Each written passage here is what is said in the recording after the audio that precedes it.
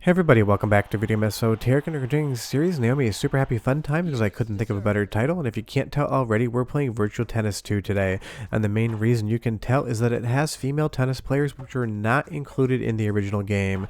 And just so you know, this game is also known as Power Smash if you're in Japan. This is Sega at their absolute best. It's such a simple premise, a game of tennis, pretty much something everyone has seen in their life, but they managed to make it one of the most intense and action-packed arcade experiences possible. Before we get too far involved though, do me a huge favor down below, hit like and subscribe and ring that notification bell, definitely helps us out. And if you feel so inclined to want to support the channel, we got a Patreon link down below as well. But on paper, a game of realistic tennis should not be the most interesting thing in the world. Sure, you have Mario Tennis on the Nintendo 64, but that basically gamified the concept of what tennis was. You also have Power Smash on the Sega NAOMI, which is tennis except in a more modern environment. But Virtua Tennis 2 is just straight tennis with a capital T. If you've ever played it, if you ever watched it on TV, there's nothing here that looks any different than in real life outside of that power bar for your serve. But when it lacks an absolute arcade insanity, it more than makes up for in being what I think is the best tennis game ever made. It is such a fun experience, whether you're playing against the CPU or with a second human player. You get into this game, you expect that you want to play it for maybe 10 to 15 minutes, and then suddenly an hour or two have gone by, you are trying to beat the CPU of your friends, and you're having an absolute blast doing it. There's a smile plastered to your face the entire time, and that is what's so great about Sega and their development philosophy. They could take something simple like a game of tennis and turn it into one of the most entertaining arcade games on Sega NAOMI. It is such an easy game to pick up and play, which helps it immensely. All you do is tap a button to make a swing, and you hold the stick in certain directions to get different English or otherwise on the tennis ball, and to hit it around the court and place it where you want to think your opponent can't get to it before it goes out of bounds. It is just one of those things. It's such a simple premise, but in execution, it is some of the most fun you can have on the system, especially once you get into higher difficulty levels or higher CPU opponents. They are going to run you back and forth across the court, doing everything they can in their power to make you lose. Secondarily, this game is also a visual masterpiece. All of the real-world tennis players are modeled in 3D, and it's about as good as you could get in this era as far as video games were concerned. You didn't see human faces and human bodies that look this realistic outside of Virtual Tennis, in my opinion. If you can think of another game that did it better, leave me a comment down below because I would be curious. But as we volley the tennis ball back and forth and you actually get into a good set, even though I missed that ball, it is intense. It's giving you the same level of feedback as something like a bullet hell shmup, except you're only trying to hit one tennis ball, not avoid 100 bullets on screen at once. And that is where all the fun and mastery of this game comes in. You'll see there I'm hitting the ball back and forth, trying to get an advantageous spot so that I can get those points scored. But as the volley goes on, you start thinking about making a mistake. You don't want to lose all of this effort, so you think to yourself, where do I put that ball? And I just ran in the wrong direction and ended up missing it. You do need to read your opponent. You need to understand where the ball's going, and you need to understand the physics of Virtua Tennis to know how the shots you're affecting are going to impart themselves in the game. You'll see there I was able to get Serena Williams on one side of the court and then smash the ball to the opposite side, which was an unhittable return, and that just gives me the edge.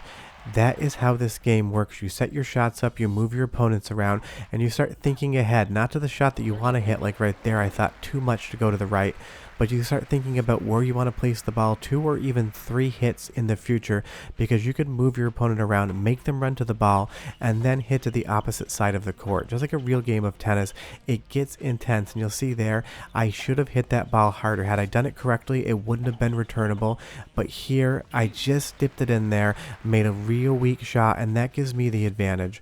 And I will say, for a sports game and a tennis game at that, it also has a really fun soundtrack, so go ahead and listen for 45 seconds, and I'll come back and tell you more about the game.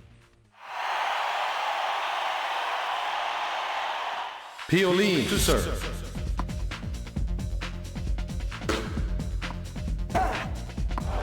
Love 15.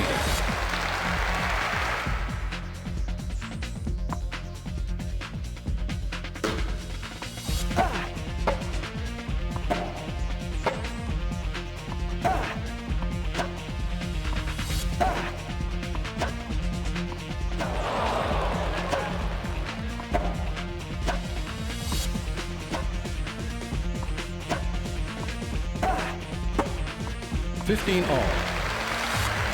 I mean, I don't know what music would be good for tennis in the real world, because if you're watching it on TV, there really isn't any, but that seems to fit the overall intensity of the game, and all of the crowd sounds and the announcer noises just 100% work in the context of what you're listening to.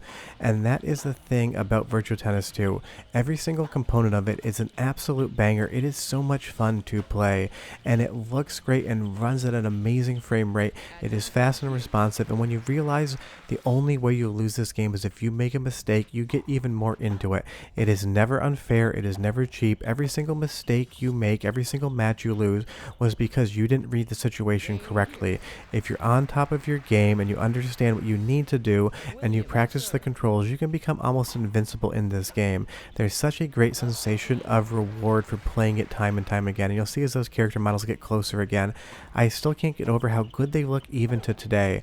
Obviously this is not modern graphics, this is early 2000s, but if you just did nothing else other than upscale this to 4K and make it widescreen, it would look extremely presentable. Sure, that's not the best graphics can do today, but it is definitely impressive for today, and back in the day it just blew your absolute mind out of the water. But again, just running back and forth, getting these intense volleys in, it just gets your heart pumping that much more, and you'll see there, that point felt better than any other point I scored this entire match, because it really took every ounce of effort, energy, and reading my opponent where the ball was going to be able to get that score in. Well, there, I ran to the wrong direction, and it totally messed me up. It does take a second to understand how to play both sides of the court. You need to pivot your expectations a little bit, because it does have a slight change in the visual appearance. Obviously, your character being smaller, you need to rethink where you are in the screen space and understand how that works when you're on the return side, not the serving side. And serving is quite simple as well. Tap a few buttons, read a meter, and if you hit it at the right time, you're going to get a max out result for it, and it's going to be very hard to return like right here, but the CPU is able to do it.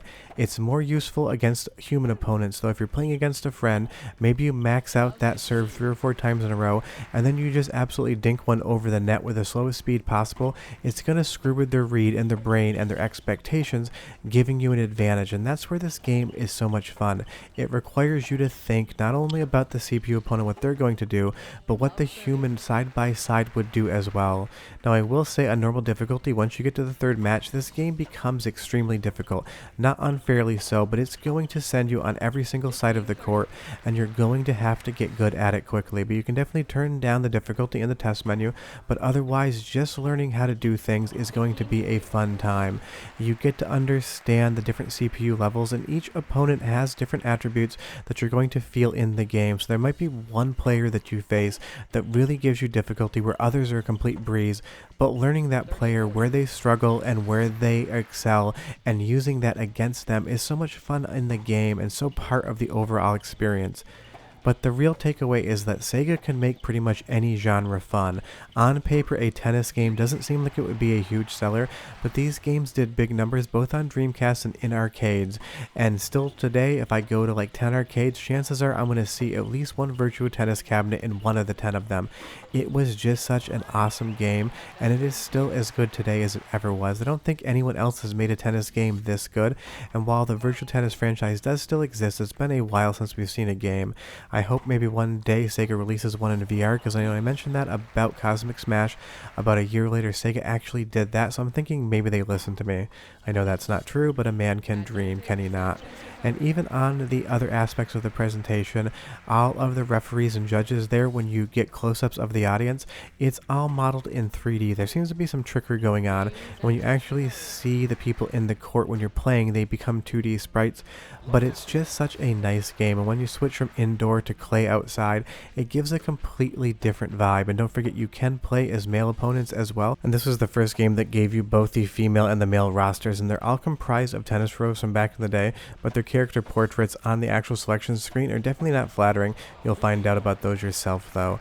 But again, Virtua Tennis 2 is just evidence of how good Sega was at making any single thing fun. Sega could make tennis feel like one of the best arcade games you've ever played, and I still think that Virtua Tennis 2 is one of the best arcade games Sega's ever released that doesn't involve a light gun or a steering wheel in your hand. And if you've never checked it out before, definitely play Virtua Tennis 2 first. It's just the bigger, better, more expanded version of the formula. And if you played all of those, don't forget there are other Virtua Tennis games on other platforms platforms, which are just as good as this. Maybe they don't have that Dreamcast Naomi charm to them, but they're still an absolute fun time. But definitely check this game out. The sensation of speed, the control, the learning curve, all of the action, especially with a friend sitting next to you. I don't think Sega's ever done a better job than this. But short of that, I'll be back next week with more Naomi fun, and I'll have videos throughout the week. But go play Virtual Tennis 2, and you'll thank me later if you never have. And if you have, tell me what you think down below. See you next time. Bye-bye.